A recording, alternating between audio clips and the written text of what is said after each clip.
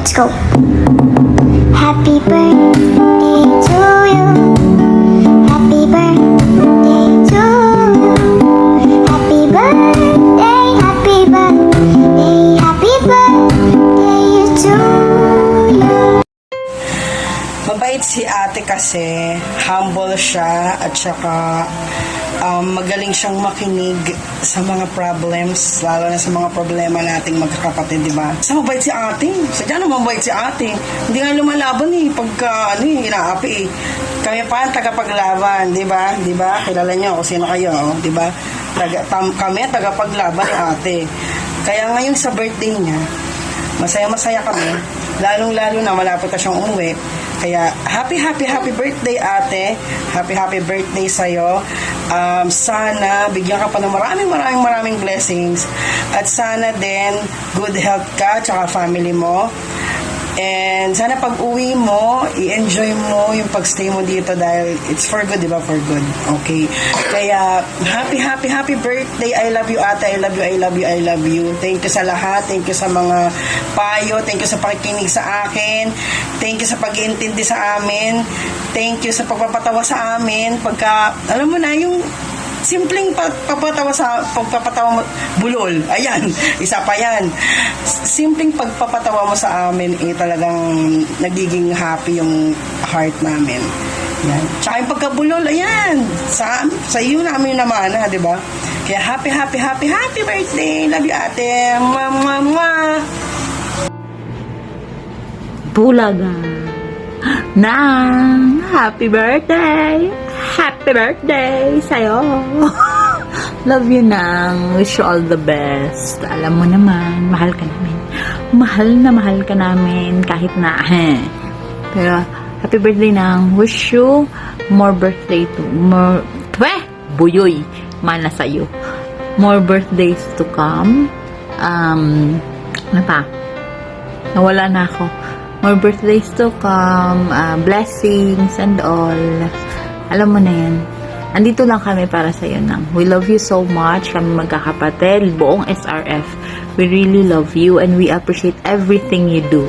English yon. Love you nang. Happy birthday. God bless. Father bless. Happy birthday, Ate Aida. Happy birthday sa'yo. Sana maging masaya ka sa araw mo. At ang masasabi ko lang sa'yo, ate, ito message ko sa'yo. Ang daming mong kilalang tao sa lalo na sa SM, pero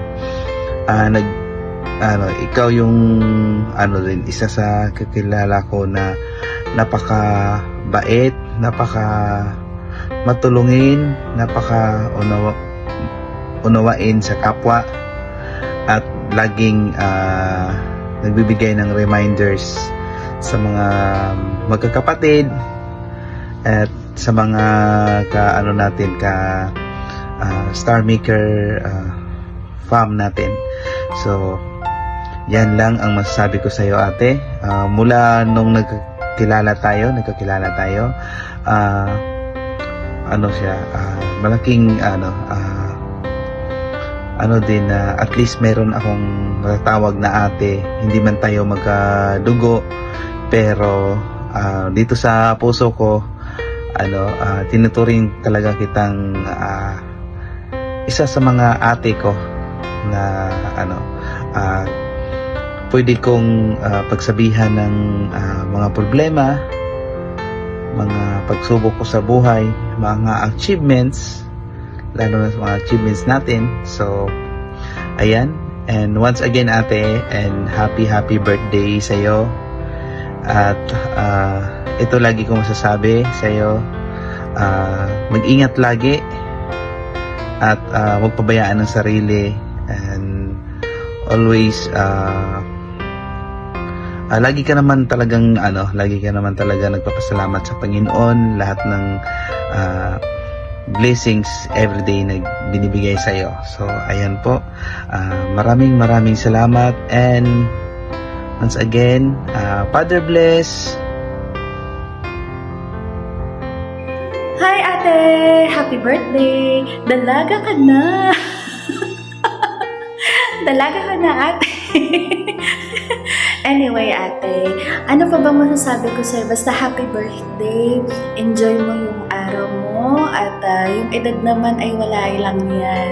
Pakabata mo kayang tignan ate. And so, I pray lang ate, I pray na lahat ng dinidesire ng puso mo ay siyang mapangyari. Lalo na yung pinagpe-pray mo na makauwi ka na sa iyong family sa December. Alam ko, iaayos yan ng Lord in His time. Lagi ka lang manalig sa ating Diyos na dakila. And salamat ate, dahil palagi kang nariyan kapag naaamaw ang mga kapatid mo. Alam mo na. Lalong-lalo na ako, na araw-araw akong nasasaltik. And salamat sa paalala. Salamat kasi nandiyan ka palagi para magpaalala. Ayan. So, I pray na bigyan ka pa ng Lord ng good health, bigyan ka pa ng Lord ng strength to face kung ano man yung pinagdadaanan mo. Ayan. At I pray na sa pag-uwi mo, magkita din tayo ate. Ayan. Hindi naman yung pinagpe-pray ko na sana kahit saglit lang makita kita ng personal. Ayan. So ate, maraming salamat sa words of wisdom na palagi mong binibigay, sa mga paalala, ano pa ba, sa lahat ng pagpapahaba ng pasensya mo sa aming magkakapatid bilang ikaw ang aming ate, nanay na rin. Kahit virtual lang tayong magkakasama, I feel like you are my biological sister. And salamat ate, at enjoyin mo yung araw mo, enjoyin mo yung pagtanda. Soon, huwag kang mag-alala ate. Nandito lang kami para sa inyo ni Kuya kapag halimbawang nasa na kayo, old age. Kami pa rin yung magiging kasama mo. Kasama niya ni Kuya. Ayan, biro lang ate. Happy birthday! We love you! See you soon!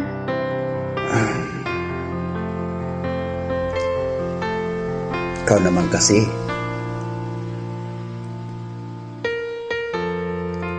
Kakayamot. Naasar kaya ako? Di ko alam kung saan ako naasar. Naasar ako dahil kahit na alam mong mali, dinidipinsahan mo. Ganyan ka eh. Pinagtatanggol mo. Gumagawa ka ng paraan para hindi ako magalit. Ba't nga ba ako nagdadaldal? Sino ba yung dinadaldalan ko?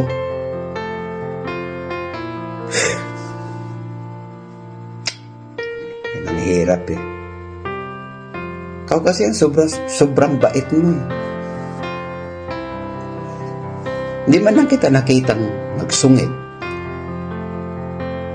Kahit napagod ka na sa trabaho, bungis-ngis ka pa rin. Meron ka pa yung pakarate-karate minsan. Pero, yan ako bilib sa'yo dahil kahit pagod ka na, karoon ka pa rin ng time na makipag-usap sa amin, sa akin, sa mga kapatid mo, sa pamilya mo, dyan sa SRF. Naging kalog ka pa rin. Kaya, proud ako sa'yo. Proud ako sa'yo dahil naging bahagi ka sa buhay ko. Naging bahagi ka ng SRF. At higit sa lahat, naging best kita. Kaya, hope to see you soon, best. Papasalamat ako sa'yo. Kahit na hindi ko alam kung paano tayo naging best. Paano nga ba? Saan nga ba nagsimula? ang gulo eh. Tagal na kasi nun eh.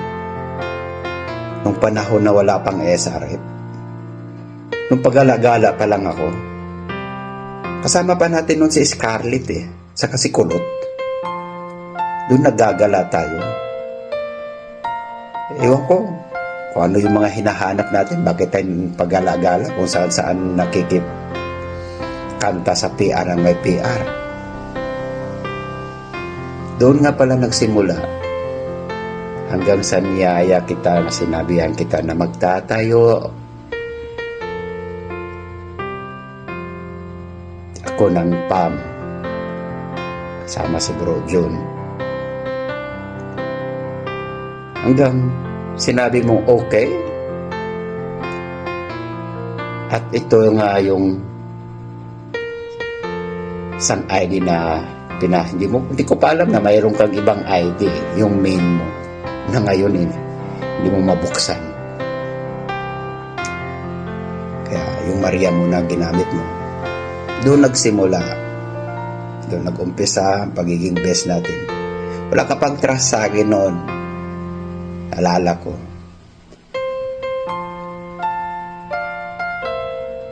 At ang hindi ko makalimutan pa noon, na akala ko galamay ka ni Marie. Pasensya ka na. Yung galamay. Ganon. Yun ang pagkaakala ko na magkakampi kayo ni Marie, kayo ni Scarlett, kaya talagang hindi ako nag-trust sa'yo noon. Hindi ako nagtiwala. Wala akong pinagkatiwalaan noon sa SRF ko din si Bro John lang. Hanggang sa unti-unti na naging pagaanan kita ng loob, doon na nagsimula. Doon nagsimula yung friendship natin. Doon nagsimula yung tawagan natin ng best, hanggang sa mayroon nang nagagalit sa'yo, nababalatan ka ng buhay. Grabe ha.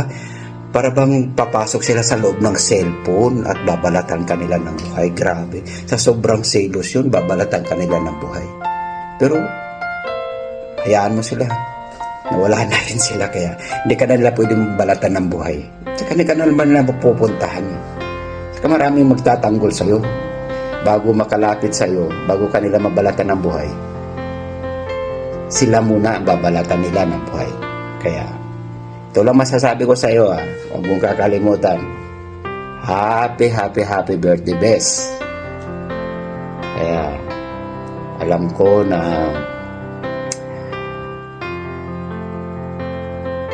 masaya ka sa birthday mo kahit na hindi mo kasama pamilya mo.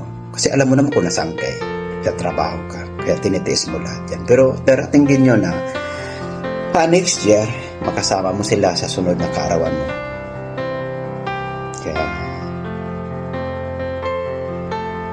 Bes, I'm proud to be my best. Hope to see you soon. At lagi mong isipin na kahit nag-aaway tayo, tatalo tayo minsan dahil dyan sa pagtatakip mo, pinoproteksyonan mo sila, kahit na alam mong mali, pinagtatanggol mo sila. Pero napagkasunduan pa rin natin na ganun talaga. Kaya dyan natin nakilala ng gusto ang ugali. Kaya tayo naging best, di ba? Kaya ulitin ko, happy birthday ulit. Ayaw ko mag-message ng maalaala mo kaya kasi baka mamaya iiyak ka pa. Katrabaho ka pa naman. Oo. Sige, Bes. Bibigyan ko yung iba na mag-speech kasi baka mahaba na eh. Hindi magkasya sa phone. Happy birthday, Bes. Ingat lagi dyan. See you soon.